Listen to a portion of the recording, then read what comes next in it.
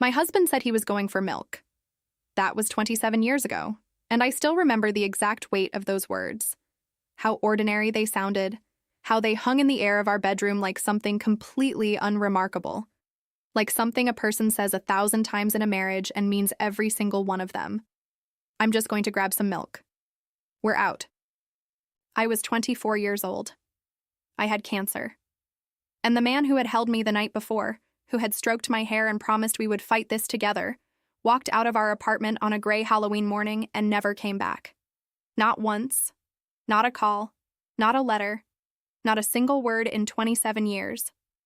Until last week when my doorbell camera recorded him walking past my house. And what happened next? What I did when I saw that footage, when I recognized that walk, those shoulders, the way he holds his hands slightly out from his body like he's always about to reach for something, that is the part of this story I have been waiting my whole adult life to tell you. So stay with me, because this story isn't really about Michael. It never was. This story is about what it means to survive something that was designed to kill you twice. Once by disease, and once by the person who promised to stand beside you through everything. Let me take you back to the beginning, to October of 1998, to a version of me that barely exists in my memory anymore. She feels so far away, but she deserves to be remembered. She deserves for someone to finally tell her story the right way. I was 23 when I married Michael Chen, 24 when we got the diagnosis. We had been married for 14 months. Our apartment on Avenue du Parc in Montreal was small. One bedroom, creaky radiators that clanked all through the winter, a kitchen window that looked directly into the neighbor's kitchen window, so we always had to put the light on before we looked out.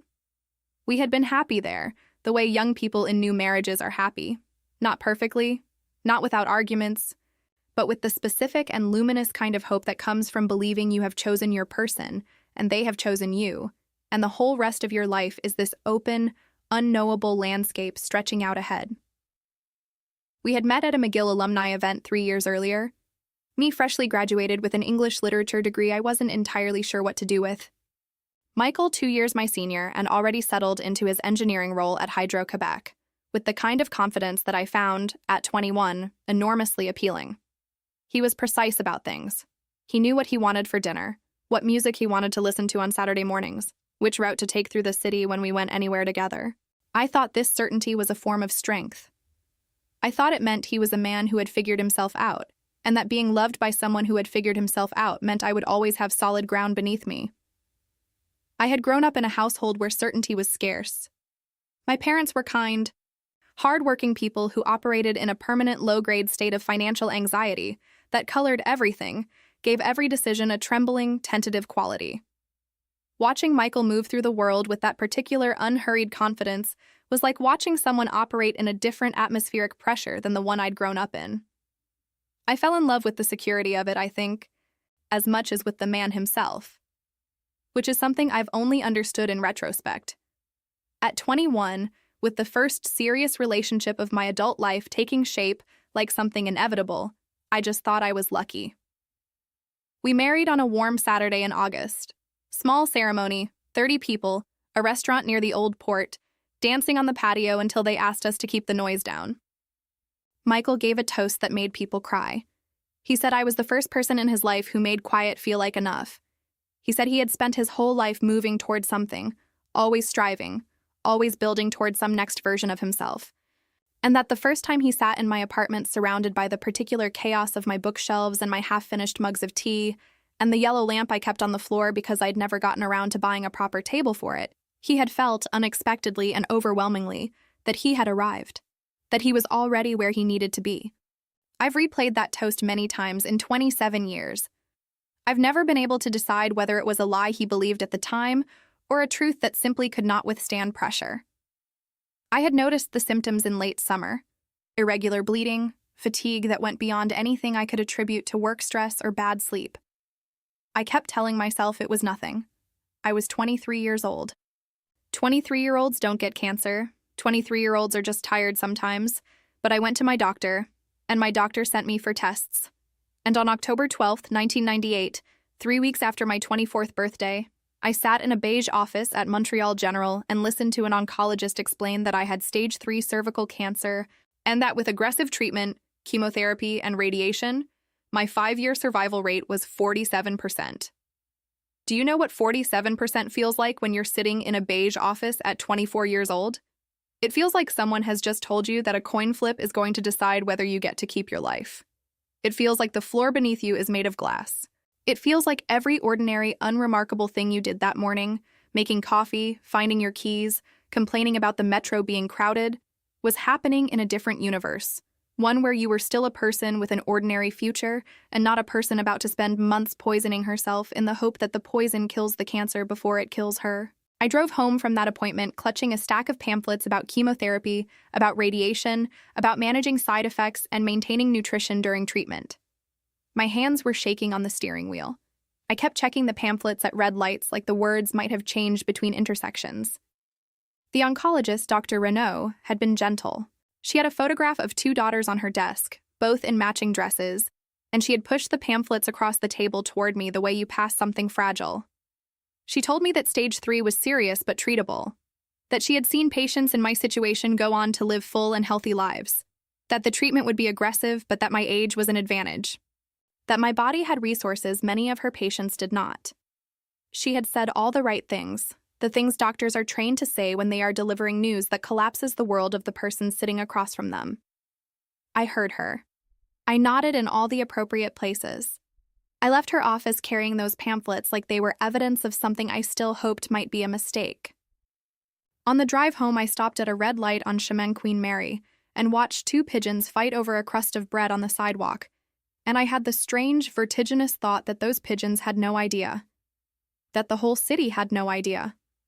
That every single person going about their ordinary Tuesday afternoon had no knowledge of the coin that had just been flipped over my life, and that this absence of knowledge was not an insult or a cruelty, but simply the nature of how catastrophe works, privately, quietly, contained within the person to whom it is happening, while the world outside goes about its completely unchanged business.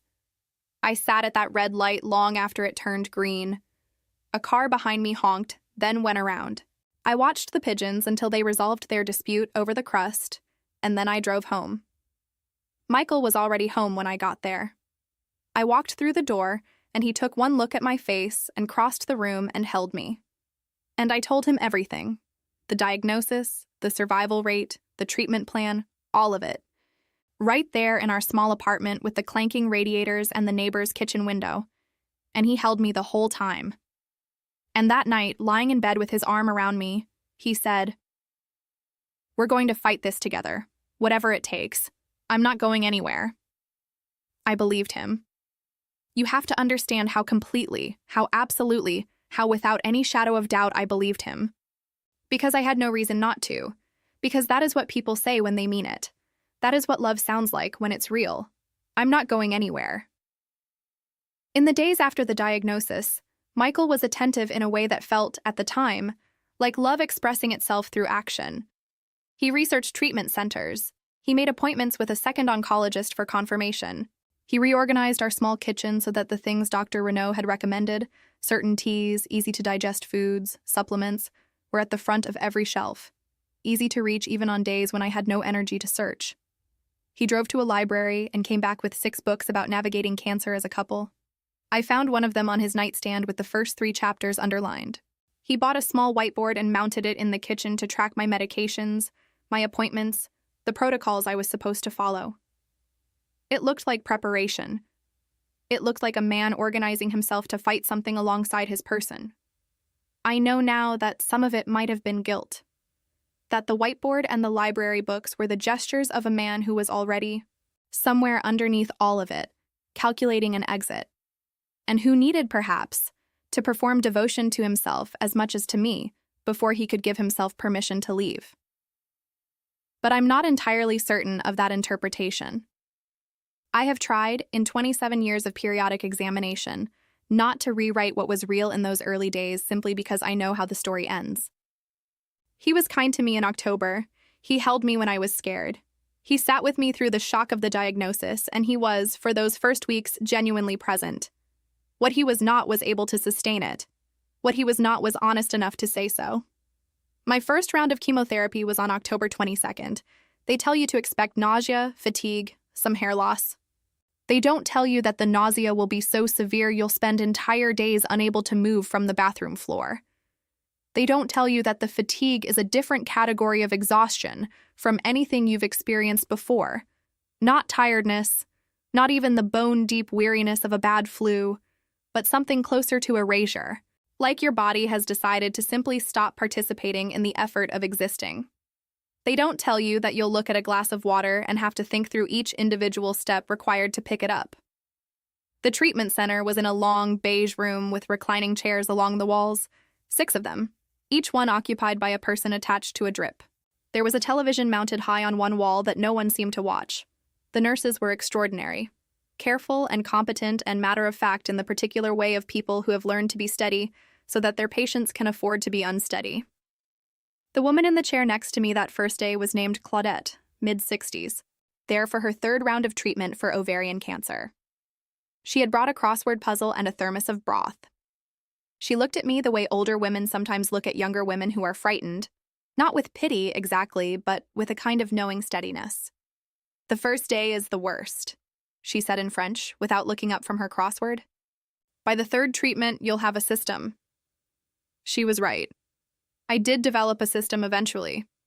A bag I packed the night before, certain crackers I had discovered I could keep down, a particular lip balm that helped with the dry cracking that the medication caused, the small blue notebook I had started keeping, because writing things down was the only way I could process what was happening without becoming overwhelmed by it.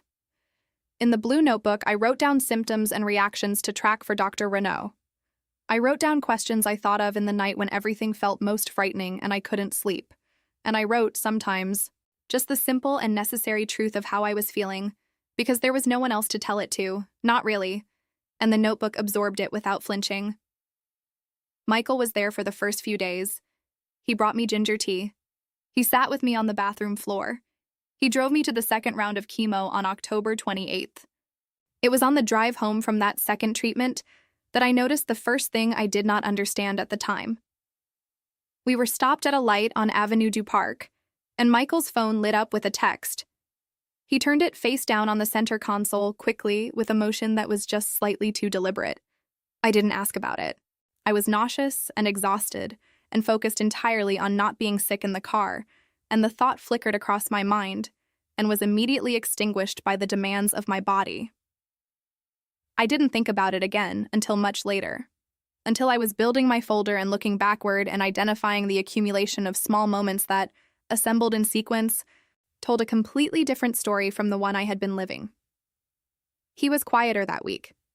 I attributed it to stress. We were both under enormous stress, and I was so consumed by the effort of managing my own fear and my own body that I had limited bandwidth to attend to his interior state.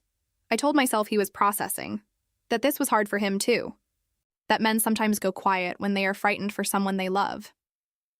I told myself these things with the complete earnestness of a person who believes in the story she is living, who has no framework yet for the alternative. He stopped sleeping in the bed.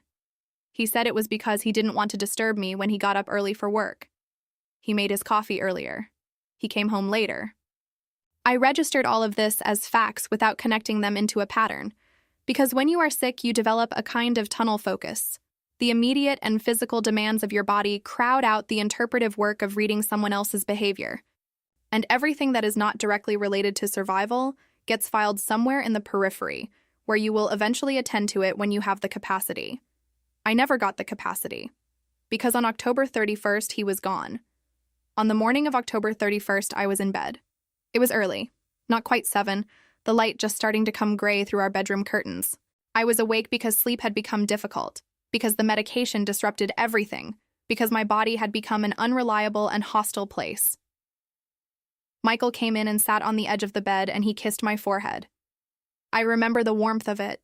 I remember thinking even then how lucky I was that he was still here, how grateful I was. "I'm just going to grab some milk," he said. "We're out." And he left. He did not come back. I waited. An hour. 2 hours. At first I thought maybe he'd stopped somewhere, gotten coffee, run into someone he knew. You know how it is when you're waiting for someone.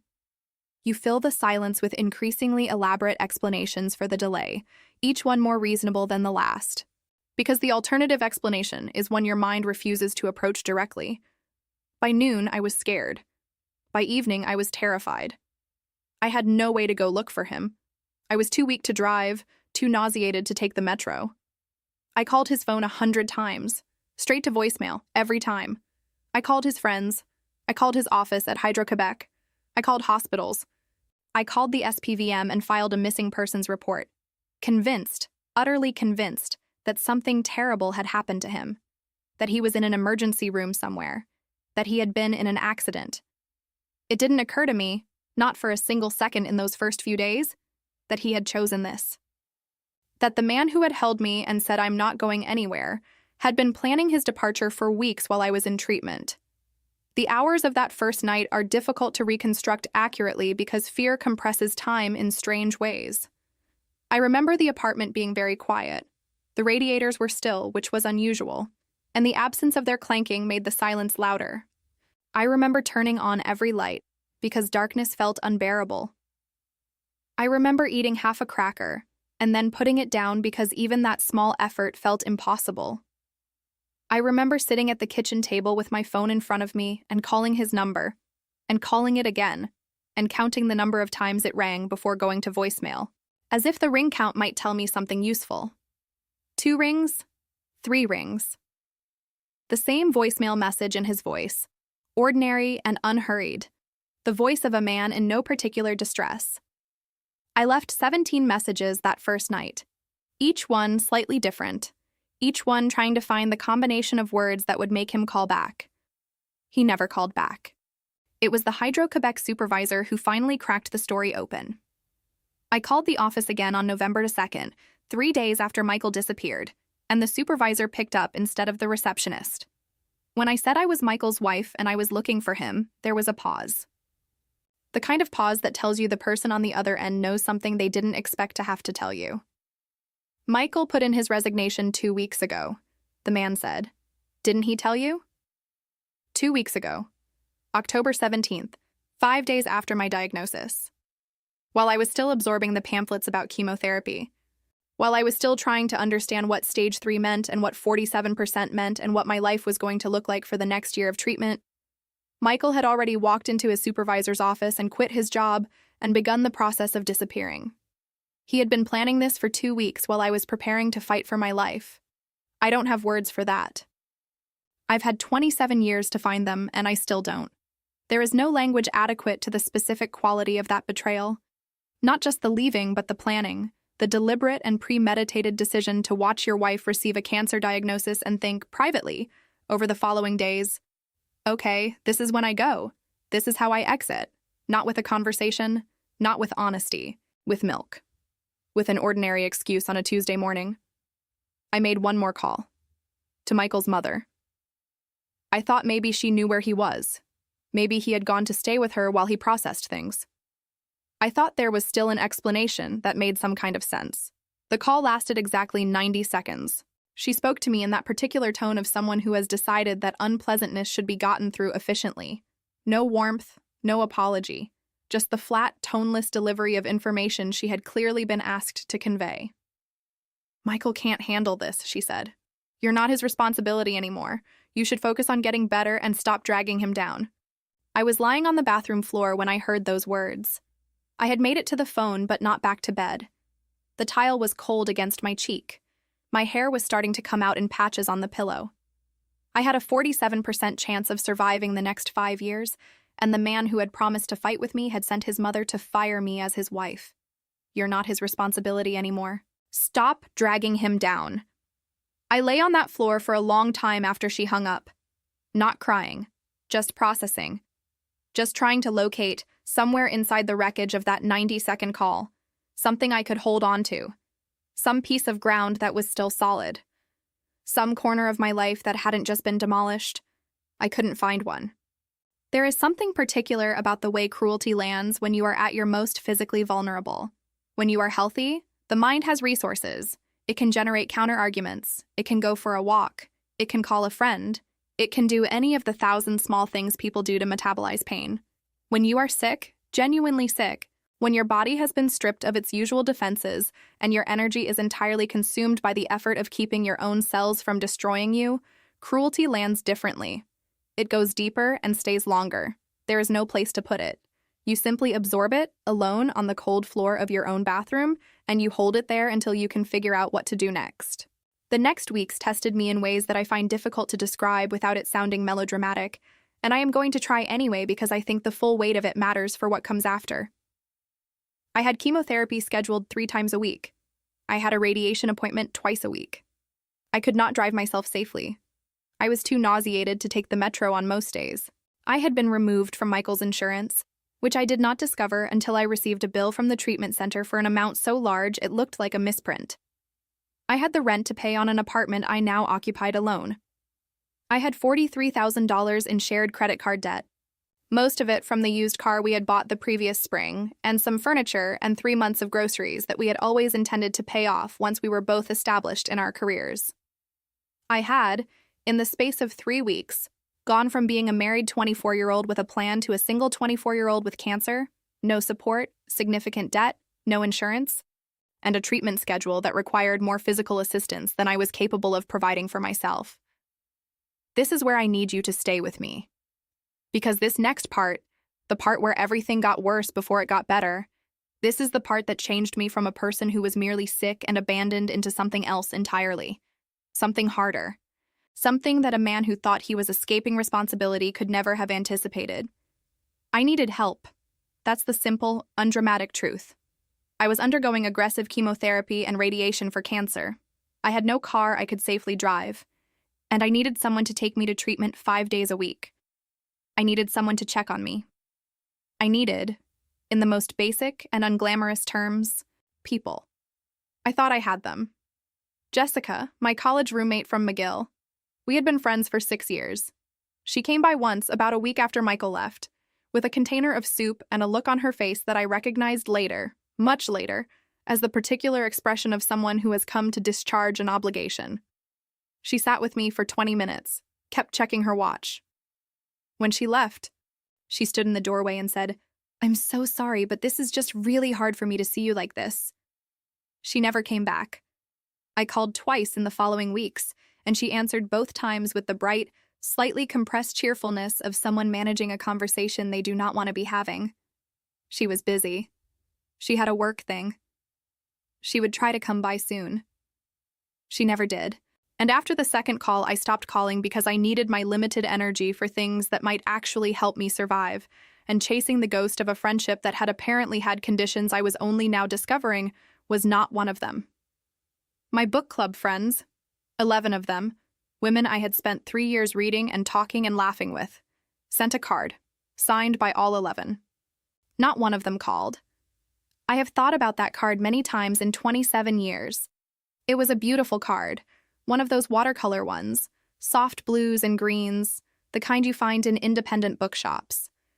Someone had taken the time to find a card that was appropriate and thoughtful, and every one of them had signed their names. Some of them had written small messages. Sophie wrote, "Sending love and thinking of you." Diane wrote, "You are stronger than you know." 11 people who had read books with me and argued about characters and brought homemade things to share, and laughed very loudly at each other's jokes, had collectively decided that a watercolor card was the correct unit of response to the information that one of their group was undergoing cancer treatment alone. Not one phone call between them, not one offer to drive, not one knock at the door. I kept that card.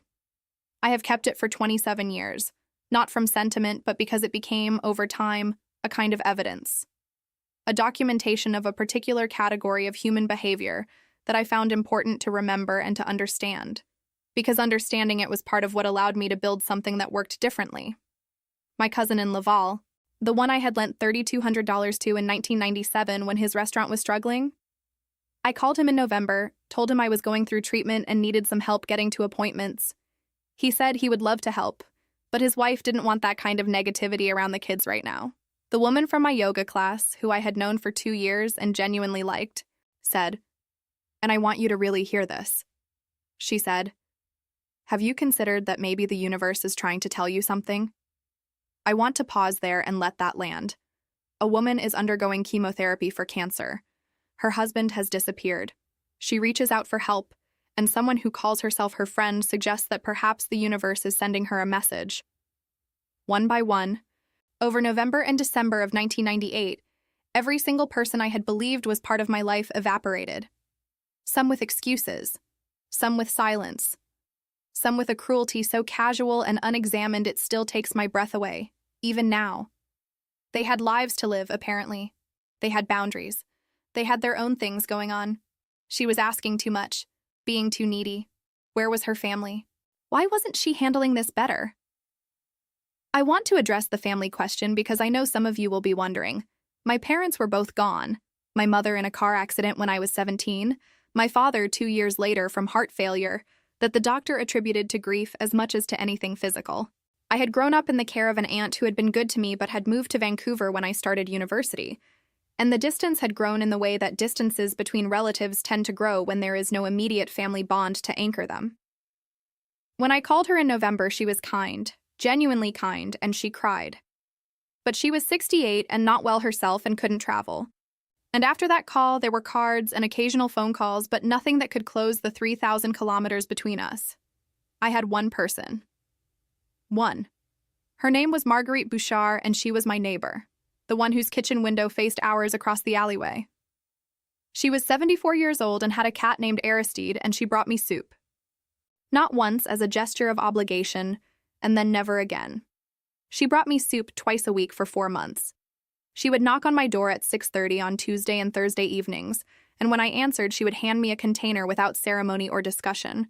It was not glamorous help. It did not solve my transportation problem or my insurance problem or my debt problem.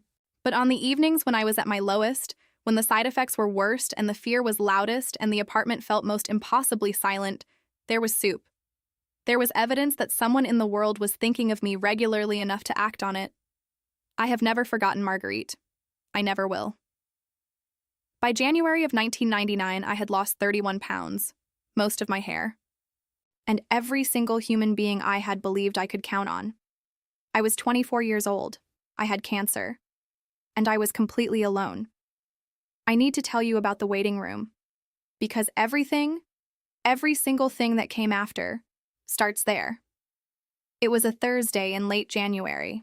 I had taken the metro to my treatment appointment, holding the bar with both hands, willing myself not to lose my balance, trying not to think about how far I was from anything resembling fine. I made it to the oncology wing at Montreal General and sat down in a plastic chair in the waiting room and stared at the floor and tried, very hard, not to cry. Not because crying would have been wrong, but because starting felt dangerous. Like if I let it begin, I might not be able to stop. A woman sat down next to me. Mid-50s, I'd guess, with gray hair cropped close and one of those faces that has lived enough to know when something is wrong. She was wearing a wool coat and a purple scarf.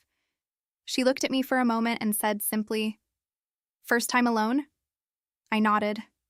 I didn't trust my voice. "Yeah," she said. And something in the way she said it carried the full weight of recognition, of someone who had sat in that exact plastic chair with that exact hollowness. I remember that feeling. She opened her purse, pulled out a small card and held it out to me. I took it. The card said, "The Phoenix Collective" in simple black letters. "We meet Thursdays at 7, she said. St. James United Church basement on Rue St. Catherine. It's a group for people going through cancer treatment without adequate support systems. Fancy way of saying people whose families bailed." She glanced at me. "We're not therapists, but we have a rotation of volunteers who drive people to appointments. We share meals, we have a phone tree for emergencies, and we understand what it's like when everyone disappears." Her name was called. She stood up, adjusted her scarf, and before she walked away, she looked back once and said, "Come Thursday. You'll recognize everyone in the room." I looked at that card for the rest of my appointment. I turned it over and over in my hands in the metro on the way home. I set it on the kitchen table in our apartment, in what I was beginning to understand was no longer our apartment, but simply mine, and I looked at it for 3 days. I almost didn't go. That is the thing I want to tell you about the Thursday evening when I walked down those church basement stairs, the thing I have been honest about in every speech I've given in the years since. I almost didn't go. I had enough energy to go, barely. But what I nearly didn't have was the specific kind of courage required to walk into a room full of strangers and admit, by presence alone, that I was a person whose people had disappeared. There is a particular shame attached to that admission that has nothing logical about it but is real nonetheless. The irrational conviction that if the people who were supposed to love you chose not to, it must mean something about what you are worth. I had to fight that conviction every step of the way down those stairs, and then I walked down the basement stairs of St. James United Church and found my life. There were 14 people sitting in a circle of mismatched chairs. A 19-year-old kid with leukemia whose parents had kicked him out when they found out he was gay, using cancer as the final pretext for what they'd wanted to do for years. A 41-year-old woman whose husband had filed for divorce the week she started treatment, telling her through his lawyer that he didn't sign up for this. A 68-year-old woman whose adult children had decided, once the cancer diagnosis made her needs too complicated, that a nursing home was the appropriate solution and had stopped visiting after the first month. The 19-year-old's name was Marcus. He had the most extraordinary eyes I have ever seen on another human being. Deep brown and absolutely unflinching, the eyes of someone who had already looked directly at the worst of what people can do and decided he was going to be undefeatable about it. He sat in his mismatched chair with his too large hospital-issue sweater and his Boston Bruins cap pulled down over hair that was just starting to thin, and he listened to everyone's story with such complete, serious attention that you felt, being listened to by him, that what you had to say mattered enormously. He was the youngest person in the room, and somehow the most grounded. He drove me to 4 of my treatments using a borrowed car that he was not entirely sure he was allowed to borrow. He never mentioned this uncertainty until much later, when we were both well enough to find it funny. The 41-year-old woman was named Diane. Different Diane from my book club. This one was a school librarian from Verdun, with a daughter who was 9 years old and staying with a neighbor most evenings while Diane was in treatment, because Diane's mother was in France, and her sister had, in her words, a very full schedule. Diane had the particular humor of someone who has decided that the alternative to laughing is unacceptable. She made jokes about her ex-husband that were so precisely observed and so accurately cruel that we all laughed despite ourselves, and then felt briefly guilty about it, and then laughed again. She brought food to the group every week, something from her own kitchen, elaborate things that took time she probably didn't have. And when you asked her why she went to so much trouble, she said simply, "Because feeding people is how I understand that I'm still here." They were not just cancer patients. They were the discarded, the ones who had been quietly, efficiently cut loose by the people who were supposed to be the last line of defense. And they had found each other in the basement of a church in Montreal and built something out of the rubble. They saved my life, not as metaphor, not as sentiment, as literal, documented, medical fact. Maria drove me to 23 radiation appointments when I was too weak to take the metro and too dizzy to drive safely. 23 times she showed up at my door with her old blue Civic and a thermos of herbal tea and took me and waited and brought me home. Todd brought groceries every Sunday for 4 months. Not sometimes.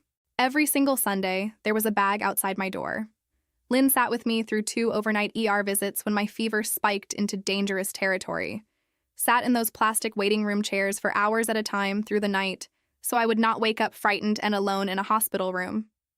Hassan, who had worked in medical billing before his diagnosis, spent hours on the phone helping me navigate the insurance disaster Michael had created when he removed me from his work policy without telling me. They were not family. They were not old friends. I had known them for weeks, and they showed up in ways that no one who had promised to love me had managed. There is something I want you to sit with, and I'm going to give you a moment to really feel it. The people who have never made you any promises are sometimes the ones who keep the most sacred ones. The woman with the purple scarf in the waiting room owed me nothing. Maria owed me nothing. Todd, Lynn, Hassan, none of them owed me a single thing. And yet, something shifted in March of 1999. I noticed it slowly at first. The way you notice dawn, not in a single moment, but in a gradual accumulation of light. I was sitting at the kitchen table one evening, and I realized I had eaten an entire bowl of soup without thinking about it, without forcing each spoonful, without talking myself through the process of swallowing. My body had simply eaten, the way bodies are supposed to do, and I hadn't noticed until it was done. My hair was growing back. Strange, patchy tufts of it, a different texture than before, almost curly where it had always been straight. I kept touching it, these tiny, tentative curls like something returning from a long journey. I called my oncology nurse to ask about my latest scan results, and she said the words I had been afraid to hope for. The words I had told myself not to want too much because wanting them too much and not getting them would be unbearable. No evidence of disease progression, she said. Your treatment is working, Sarah. I hung up the phone and sat in my small apartment with the clanking radiators and the neighbor's kitchen window.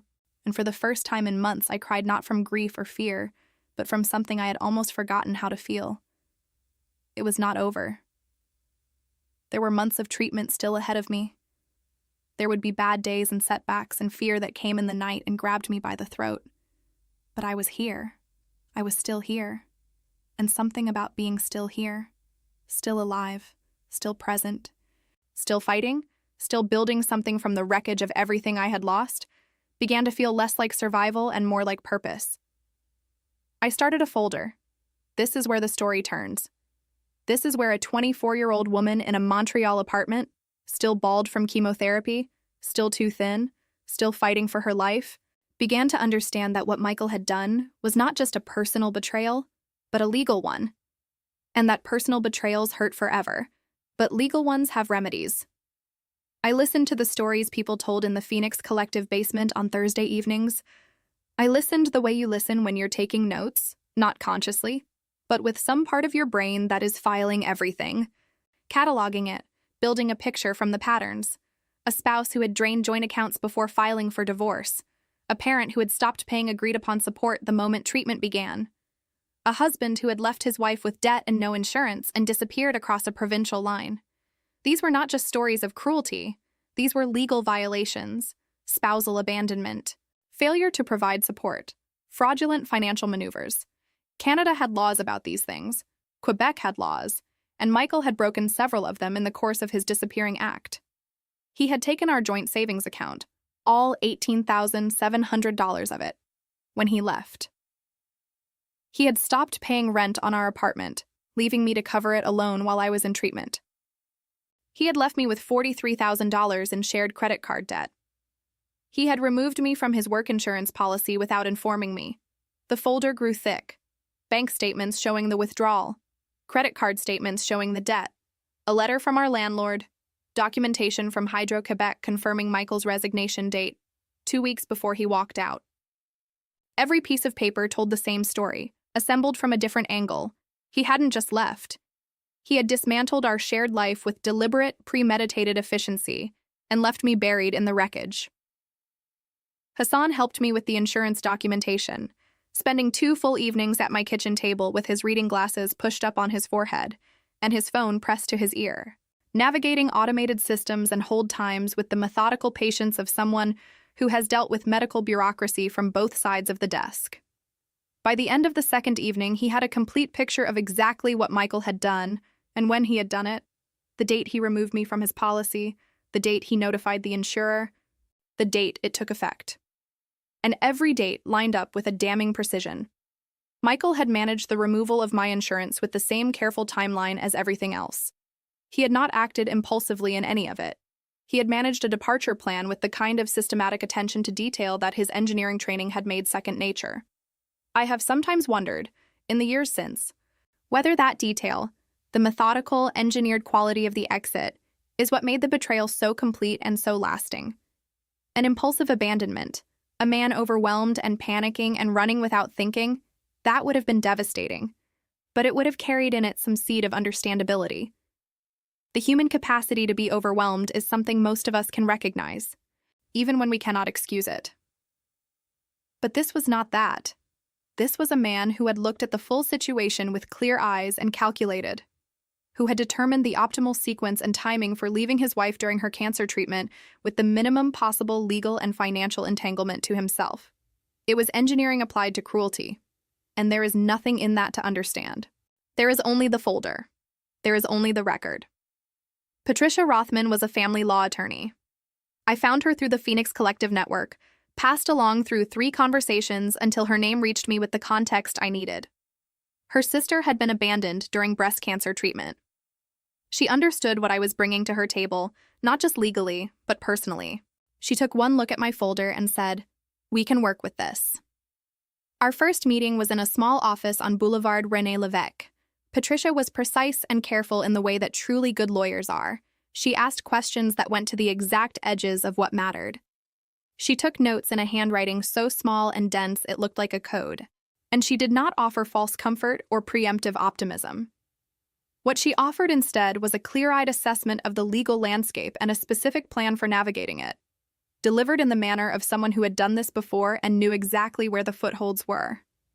"The timeline is our best asset," she said. "The gap between the diagnosis and the resignation. And then the gap between the resignation and the departure. That sequence tells a story that is very difficult to defend. He had weeks. He had access to legal advice. He was not in crisis. He was in planning mode. That changes the character of the abandonment significantly in the eyes of Quebec family law." She paused, looked at the bank statement showing the joint account withdrawal. "This," she said, tapping it once with one finger, "is potentially criminal as well as civil. We have options." You might be wondering, in the middle of all of this, where was Michael?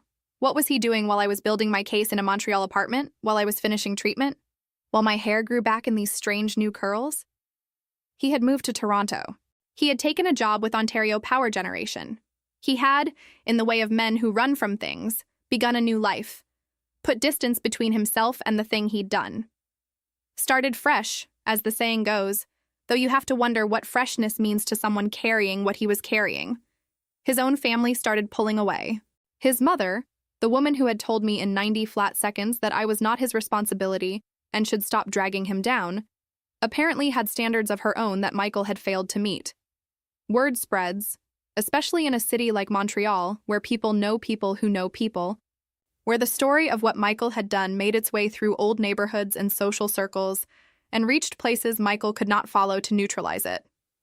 His brother sent me an email in August of 2000. I still have it. "I'm sorry for what he did to you," it said. "We don't talk anymore. What he did was unforgivable." And then, in November of 2001, I put on a simple black suit and walked into a conference room in a law office on Boulevard Saint-Laurent and sat down across a polished wooden table from the man who had kissed my forehead and told me he was going for milk. He was already seated when I arrived. I noticed the changes. He looked older, obviously. 3 years is 3 years. But it was more than time. He looked like a man carrying weight in a way that doesn't distribute evenly, the kind of weight that settles in the lines of a face and makes a person seem both older and smaller simultaneously. He would not meet my eyes. He looked at the table, at his lawyer, at his hands, at the wall. Anywhere that was not my face.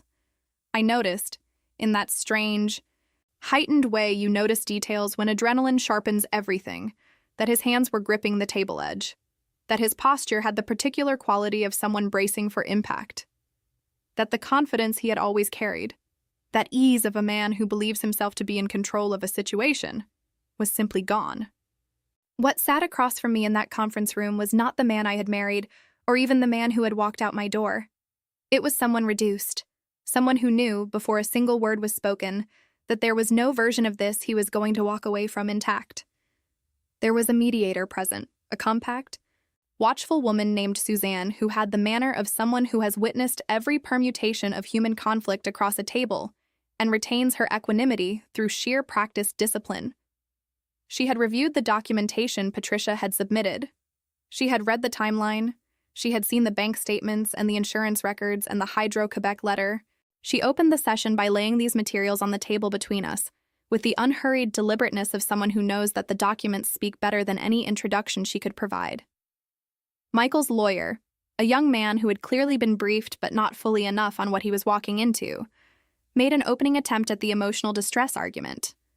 He spoke about the psychological burden of a spouse's serious illness, about how fear and grief can cause people to make choices they would not otherwise make, about the documented medical literature on caregiver burnout.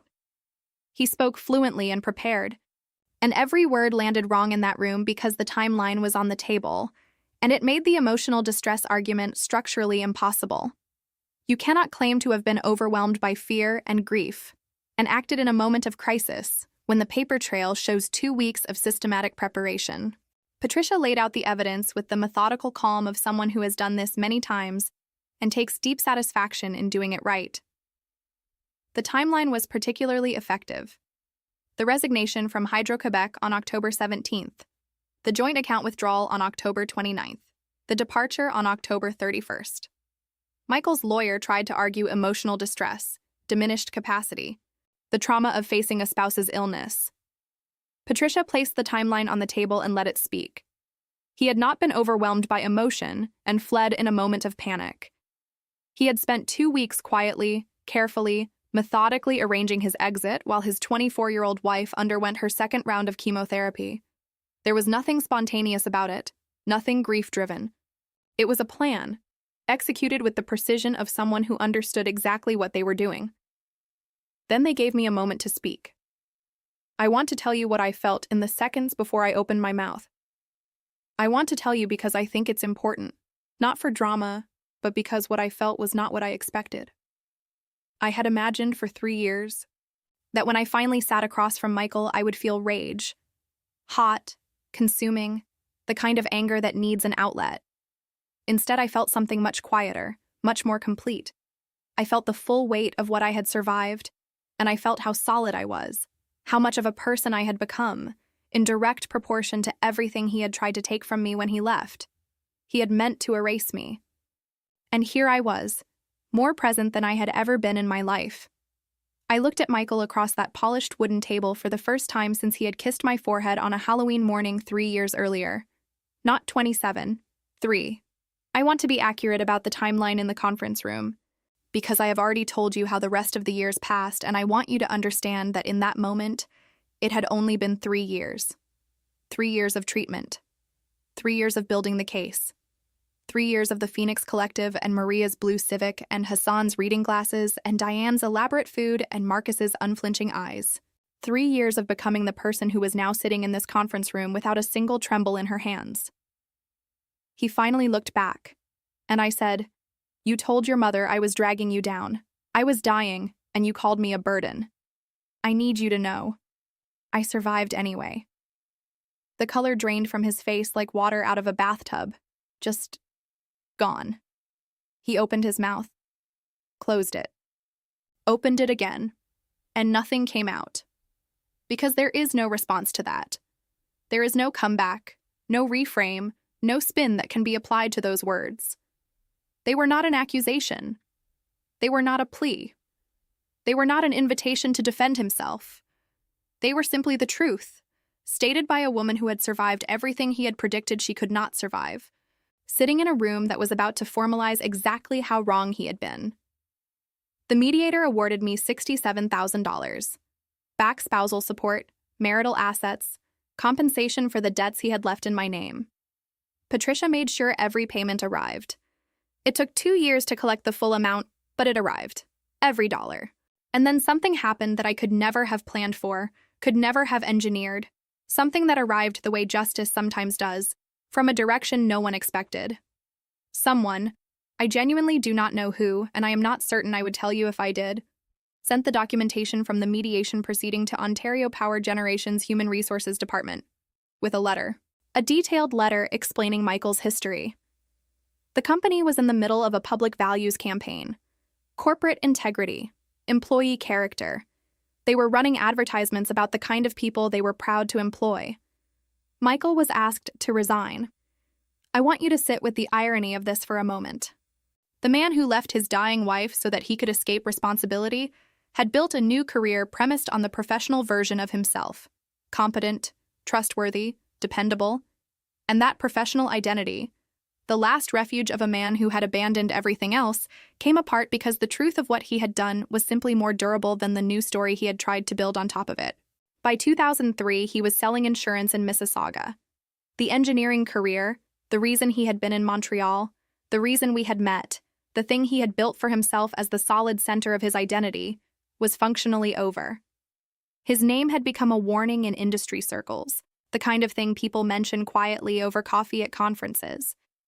Did you hear about that guy? They heard? Now I want to tell you about the years between 2001 and the morning of last Tuesday, because those years matter. Because they are the part of the story that I think people miss when they focus only on the beginning and the end, on the betrayal and the reckoning. The middle is where the real transformation happened, and it happened quietly without anyone watching, without any dramatic confrontation or climactic moment.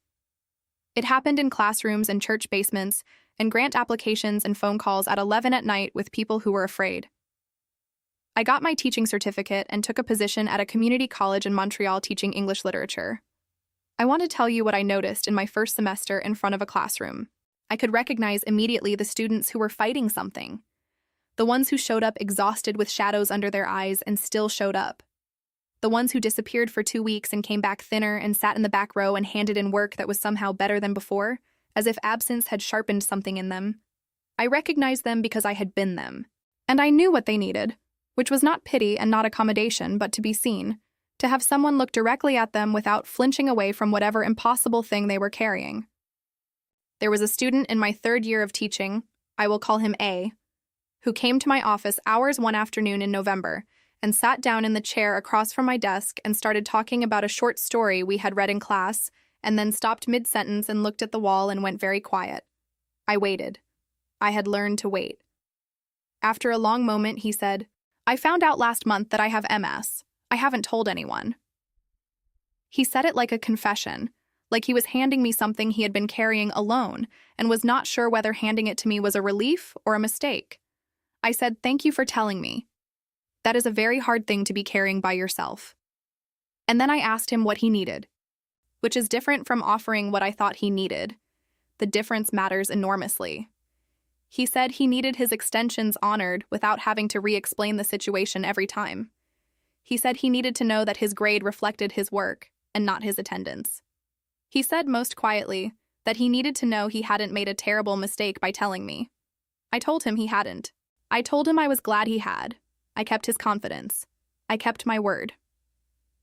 He graduated 2 years later and sent me a card that I have kept in the same drawer as Marguerite's soup containers, which I also kept because that is the kind of person I have become. Those students, semester after semester, year after year, they became part of the reason I understood, eventually, that what Michael had taken from me had also, in the most complicated way imaginable, given me something I would not otherwise have had. Not as justification, never as justification, but as fact. The version of me who existed before October 31st, 1998, would not have been able to teach those students the way the version of me who came after could. She had not yet learned what I learned on that bathroom floor with the cold tile against my cheek. Every Tuesday and Thursday, I taught courses on resilience narratives in literature. Every Wednesday, I sat in the basement of St. James United Church with the Phoenix Collective, which by then had grown to 47 regular members. And I did for newcomers what the woman with the purple scarf had done for me. I handed them a card, or a phone number, or just a moment of being seen by someone who understood. In 2008, I created the Sarah Chen Foundation for Medical Crisis Support. I want to tell you about this carefully because I do not want it to sound like a press release. What it was, at its most fundamental, was this. I sat at my kitchen table, the same kitchen table where I had made decisions about treatment plans and legal strategies and how to survive one more day, the same kitchen table that had been the operational center of my solitary fight. And I wrote down what I had needed in 1998 and could not find.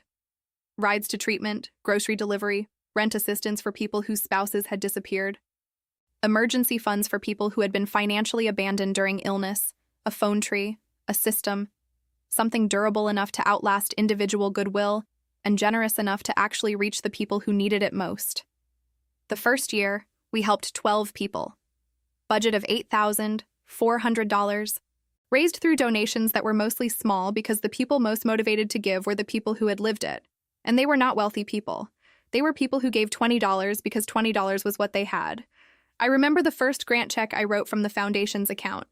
It went to a woman named Priya, 31 years old, breast cancer.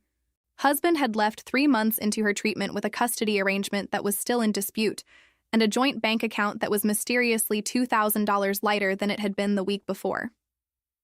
The check was for $400, which covered her November rent contribution and 2 weeks of grocery delivery. I mailed it on a Tuesday morning from the post office on Rue Laurier and walked home in the early November cold, feeling something I can only describe as structural. Not emotional, structural, like a beam that had been correctly placed, like something that would hold. By 2015, the Sarah Chen Foundation was operating with an annual budget of $340,000. We had assisted more than 200 individuals across Quebec. Every grant application that came across my desk was a story I recognized: the specific geography of abandonment during illness, the way isolation compounds fear, the practical crises that cascade when the person who was supposed to be there simply isn't. Every person we helped was a version of me from October 31st, 1998. Alone. Scared. Sick. And now, finally, not alone anymore. Because there was a structure, a system built from pain and transformed into something that could actually hold people when they were falling. The Foundation's logo was a phoenix rising. 27 years passed. I am 52 years old. I live in a house in the Plateau Mont Royal neighborhood of Montreal. A neighborhood I love with the particular love of someone who has chosen it deliberately, not inherited it. There are maple trees on my street that go extraordinary colors in October. My house has a front porch and a garden and a doorbell camera I installed 2 years ago, mostly because my neighbor told me there had been some packages stolen from porches on the block, and I thought it was a reasonable precaution. Last Tuesday morning, I was sitting at my kitchen table, a different kitchen table from that apartment on Avenue du Parc, but still my kitchen table, still the operational center of whatever life I am building at any given moment, and my phone sent me a motion detection alert from my doorbell camera. I picked up my phone, and I saw Michael walk past my house. He walked at the particular pace of someone who is not sure where he is going but is trying to look like he is. His shoulders were rounded in a way I did not recognize. Michael had always held himself straight, the posture of a man who believed he commanded his environment. The man on my doorbell camera footage walked with the slightly concave posture of someone who has been diminished. His hair was white. He was heavier. He was undeniably old in the way that men who do not take care of themselves become old. He slowed down as he passed my house. He looked at it. Just for a moment. Just long enough for the camera to catch his face turning toward the door, the porch, the garden. Long enough for me to see, even on a phone screen, that he knew exactly whose house this was. I set the phone down on the kitchen table. I picked up my coffee mug, ceramic, blue, bought at a craft market on Rue Saint-Denis about 8 years ago because I liked the weight of it, and I held it in both hands for a while without drinking from it. The maple trees on my street were in full October color, visible through the kitchen window. The garden had its late-season look, a bit tired, a bit spent, still beautiful in the resigned way of things preparing to rest. I thought about the last 27 years. Not in sequence, not in the organized way I have been telling you this story, but in the way memory actually works. In flashes, in textures, in the specific sensory content of moments that left marks. The cold tile of the bathroom floor, Maria's thermos of herbal tea, Hassan's reading glasses pushed up on his forehead, the small blue notebook, Claudette's crossword puzzle, the first check I wrote from the Foundation's account, Student A's voice going quiet in my office before he told me about his diagnosis, the word complete forming in my mouth before I knew it was the right answer. I sat with that footage for a long time. I watched it several times. I thought about what it meant. Not what it meant about him, because I realized very quickly that I didn't actually care very much what it meant about him. I thought about what it meant about me, about why, after 27 years of building something extraordinary from the ruins of what he had left me with, I felt, not rage, not the flare of old pain, something more like completion.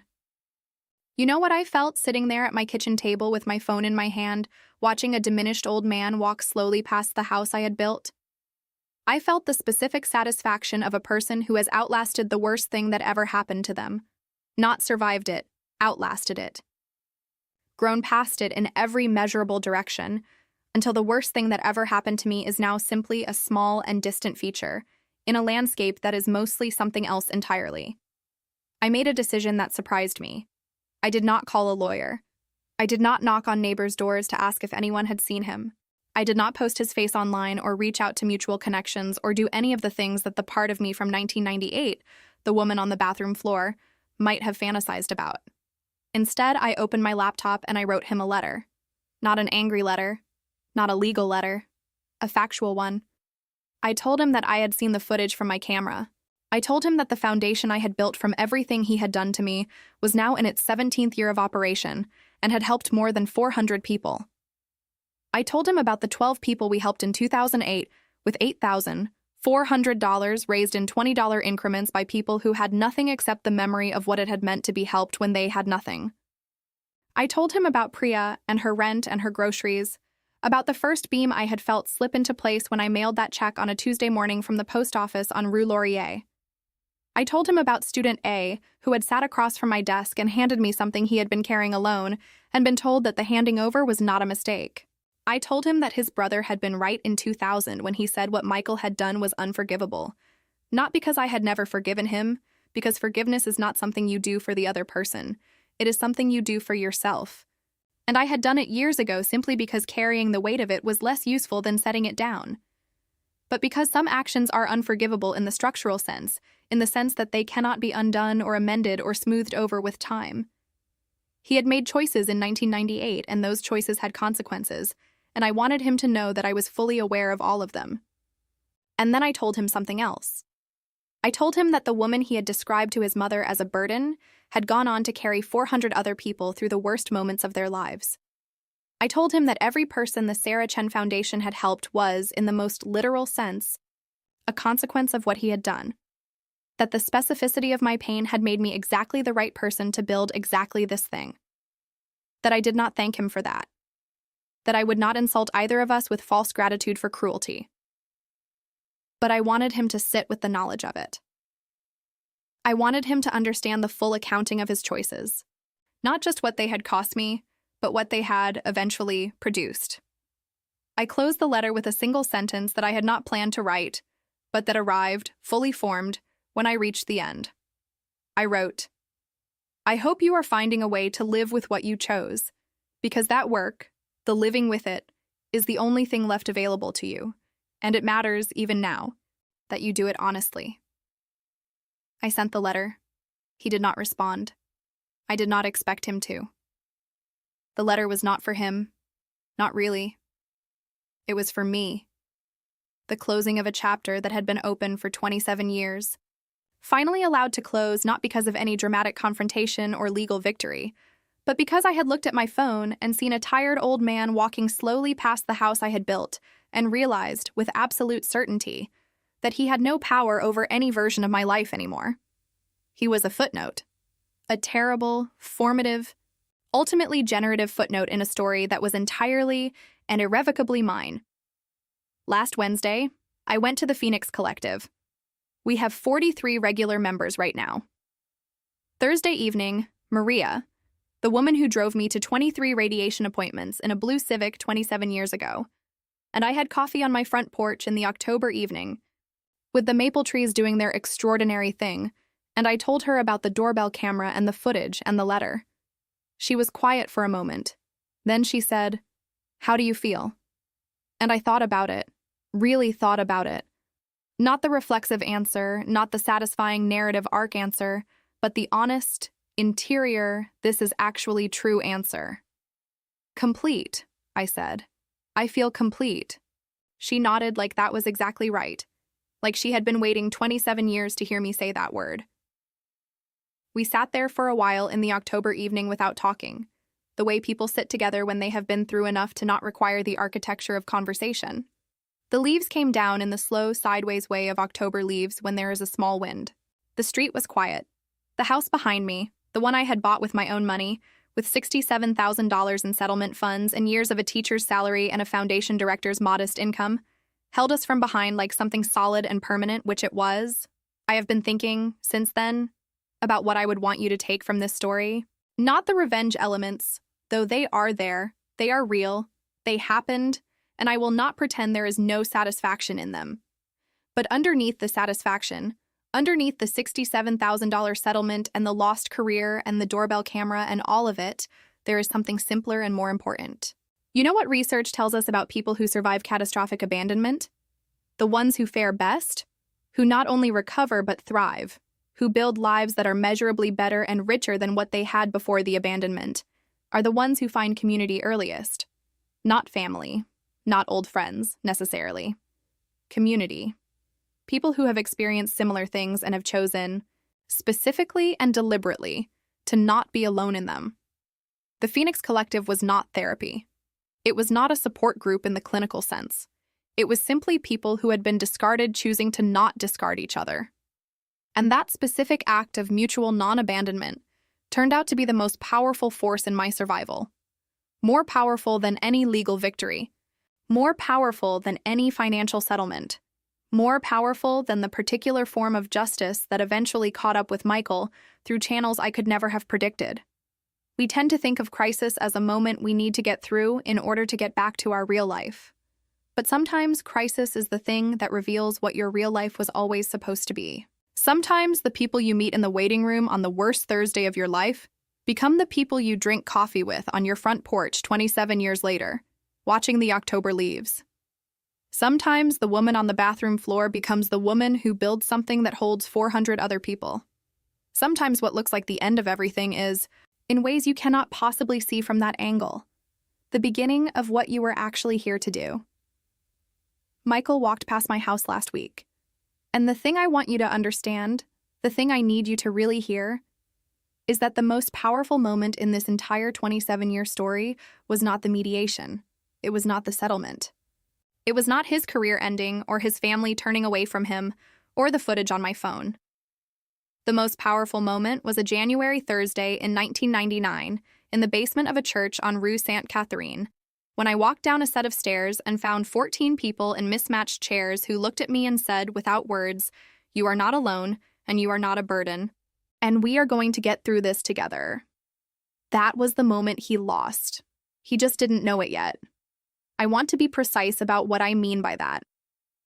When I say he lost in that moment in the church basement in January of 1999, I am not speaking about the legal settlement or the professional consequences or any of the external outcomes that followed.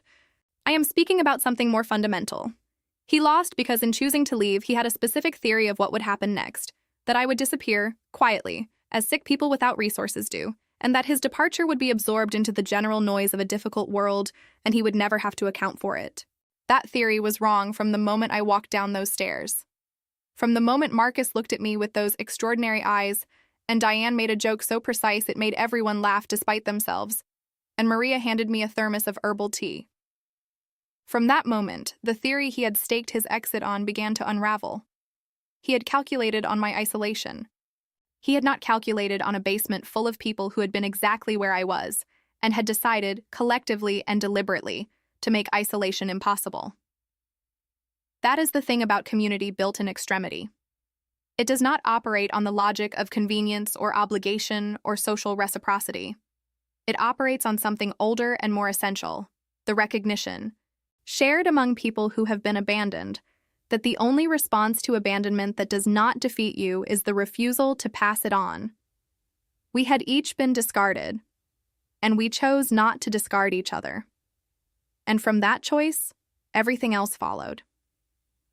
If this story resonated with you, if you've ever been the person on the bathroom floor, the person who showed up to an appointment alone, the person who discovered that the people who promised to love them had very clear limits on that promise, I want you to know that the Phoenix Collective is real. Variations of it exist in cities all over North America. Organizations built by and for people who have been abandoned during illness. You can find them. And if you can't find them, you can do what a woman with a purple scarf and a wool coat did for me on a January Thursday. You can show up in a waiting room and hand someone a card. The phoenix doesn't rise alone. It rises because someone decided to sit next to it and say, "I remember that feeling." Now, before you scroll away, if this story moved you, hit that like button right now. It takes 1 second and it means the world because it helps this channel reach people who need to hear these stories. People who are maybe sitting in their own waiting rooms right now and need to know that the story doesn't end on the bathroom floor. Drop a comment below and tell me, have you ever had someone show up for you when you expected them to disappear?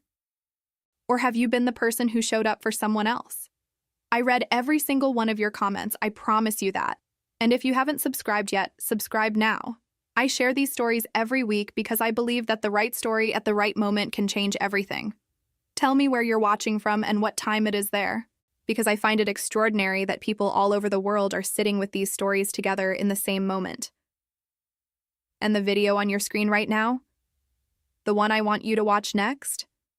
A woman discovers, after 31 years of marriage, that her husband has been living a second life. And the way she finds out is through something she notices in a photograph taken at her own daughter's wedding. That story broke me open when I first heard it, and I think it will do the same for you. It's right there. Don't let it wait.